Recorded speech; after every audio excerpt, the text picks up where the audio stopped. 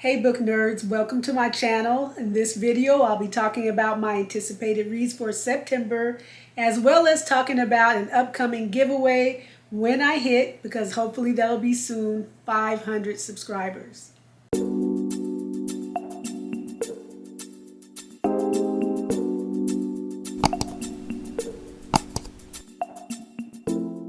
Hey book nerds, welcome to my channel, dbooknerd. My name is Denise, and on this channel we talk about all things books.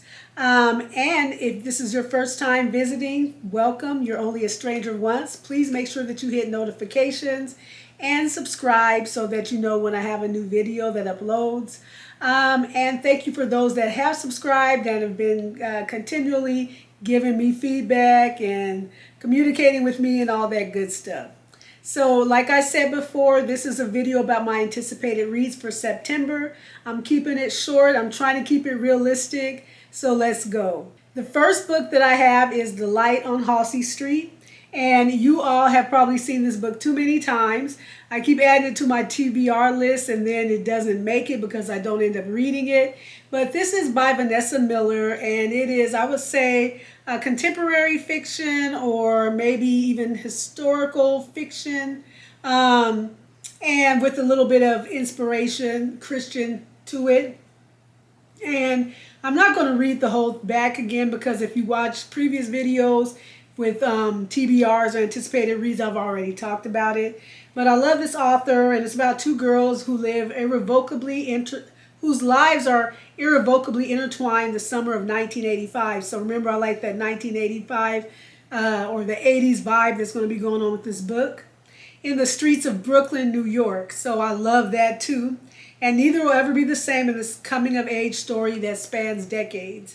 So I believe that they're kind of like friends, then they end up having kind of different paths in life, and they're going to come back together. There might be some resentment on one of the friends' behalf because of the way her kind of life turned and then the way the other ones did, or what she felt the friend did to her when they were younger or something like that. But then they'll get back together and hopefully all things work out. But again, this is a book I've been looking forward to, just haven't got to. It's going to get read in September. The next book that I plan on reading is the book suggested by my sister Tony from Tony Reads.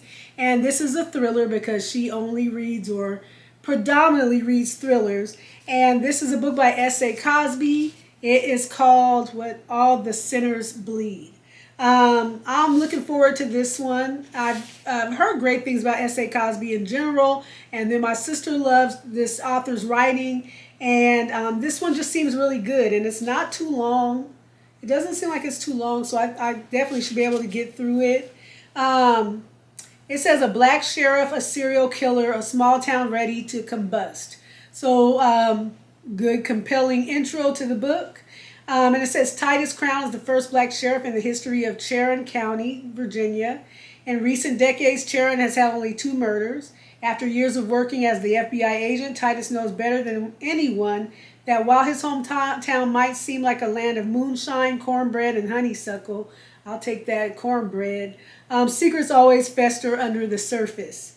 Then a year to the day after Titus's election, a school teacher is killed by a former student, and the student is fatally shot by Titus's deputies.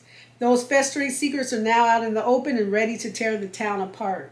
As Titus investigates the shootings, he unearths terrible crimes and a serial killer who has been hiding in plain sight, haunting the dirt lanes and woodland clearings of Sharon.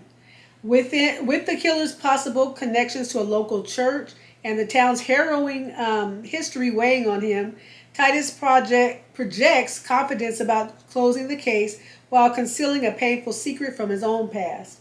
At the same time, he also has to contend with a far-right group that wants to hold a parade in celebration of the town's Confederate history. Woo, this is just going to, I can already tell this is going to be a roller coaster ride. We got Confederate Confederate history and far-right groups and church corruption and serial killer, and Titus got some past, and good grief, this is going to be okay. So anyway, Sharon is Titus's home and his heart, but where faith and violence meet, there will be a reckoning. Yeah, this sounds good. So I'm looking forward to it. This again will be my first essay Cosby. I hope that I'm gonna love it so much that it won't be my last. Thank you, Tony Reeds, for suggesting it. And then someone in the comments from my when I had my sister pick the books, I wanted somebody to tell me which book should I read first of the one she picked. And someone in the comments suggested to read this one first. So I'm going by your suggestion. Thank you. And then last but not least, I wanted to choose a romance because I kind of want to balance it out. So we have our contemporary fiction or historical fiction. We have our thriller, or and that might even be like a crime thriller. And so then I want to balance it out with a little romance. And so I'm choosing a love song for Ricky Wilde. I've been wanting to read this for a while.